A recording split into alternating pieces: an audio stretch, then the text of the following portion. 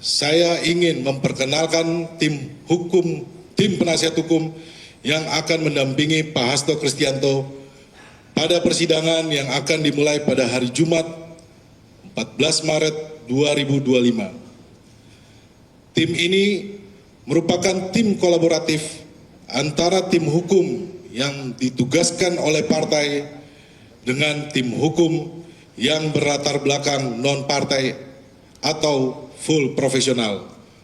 Berikut saya sampaikan nama-nama tim pengacara. Pertama, Prof. Dr.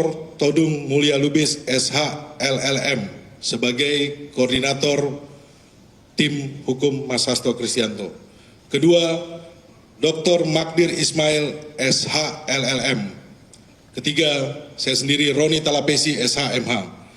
Keempat, Arman Haris SH.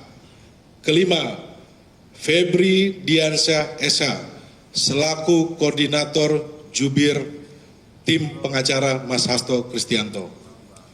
Keenam, Dr. A. Patra Mijaya SH LLM. Ketujuh, Dr. Erna Ratnaningsi SH LLM. Kedelapan, Yohanes Oberlin Tobing SH. Kesembilan, Alfon Kurnia Palma SH MH. Kesepuluh, Dr. Rashid Ridho SH MH. Kesebelas, Dr. Duke Ari SH MH CLA. Kedua-belas, Abdul Rohman SH. 13, Triwiono Susilo SH. 14, Willy Pangaribuan SH. 15, Bobby Rahman Manalu SH MH. 16, Rory Sagala SH. 17, Anissa Eka Fitria Ismail BA Hons LLM MA SH. Ini adalah 17 tim pengacara yang akan mendampingi Pak Hasto Kristianto. Rekan-rekan sekalian, saya sebagai Ketua DPP PD Perjuangan Bidang Reformasi Sistem Hukum Nasional diberikan tugas untuk menyampaikan sikap resmi partai, yakni pertama, kami menegaskan bahwa partai memberikan dukungan penuh terhadap Sekjen PD Perjuangan Pak Hasto Kristianto untuk menghadapi proses hukum yang telah berjalan di KPK dan akan masuk dalam tahap persidangan pada Jumat 14 Maret 2025. Kedua, partai menempatkan proses hukum ini sebagai bagian dari perjuangan untuk menegakkan konstitusi dan demokrasi di Indonesia. Ketiga, kami meyakini proses yang sedang berjalan ini adalah bentuk pembajakan fungsi-fungsi penegakan hukum untuk kepentingan politik atau bahkan balas dendam politik atas sikap politik PD Perjuangan dalam menegakkan aturan internal yang berujung pada pemecatan sejumlah kader partai. Sikap dan pemahaman ini bukan tanpa dasar, karena kami menemukan pelanggaran mendasar terhadap prinsip-prinsip hak asasi manusia, adanya tahapan proses hukum yang dipaksakan, prinsip-prinsip keadilan, penyiasatan hukum acara, hingga pelanggaran-pelanggaran hukum lainnya yang dilakukan tanpa malu-malu oleh pihak-pihak yang berada di KPK saat ini.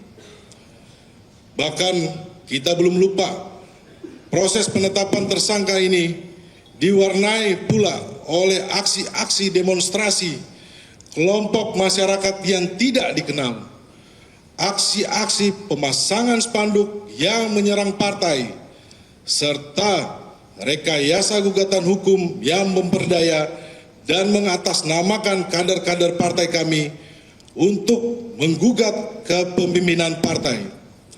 Lebih vulgar lagi, operasi politik terhadap PDI Perjuangan dan kriminalisasi terhadap Sekjen Hasto Kristianto sampai harus menggunakan lembaga survei untuk menggiring opini publik. Pembajakan fungsi penegakan hukum tersebut tentu saja mencederai cita-cita ideal penegakan hukum dan khususnya pemberantasan korupsi. Praktik ini sebenarnya juga terjadi terhadap sejumlah politisi lainnya. Dan oleh karena itu, kami memilih untuk melawan praktek-praktek buruk pembajakan institusi penegakan hukum ini. Karena kami meyakini ini adalah bagian perjuangan demokrasi yang sejalan dengan nilai-nilai partai. Rekan-rekan sekalian, sekali lagi kami meyakini Sekjen PDI Perjuangan Pak Hasto Kristianto saat ini adalah seorang tahanan politik yang dipaksa diam dan dijerumuskan menggunakan proses hukum yang telah dibajak oleh kepentingan pihak-pihak tertentu.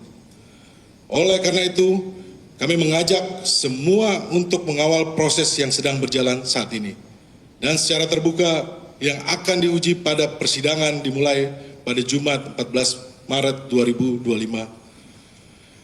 Berikutnya saya mempersilakan kepada tim penasihat hukum untuk menyampaikan poin-poin yang menjadi catatan masing-masing. Tempat dan waktu saya persilakan.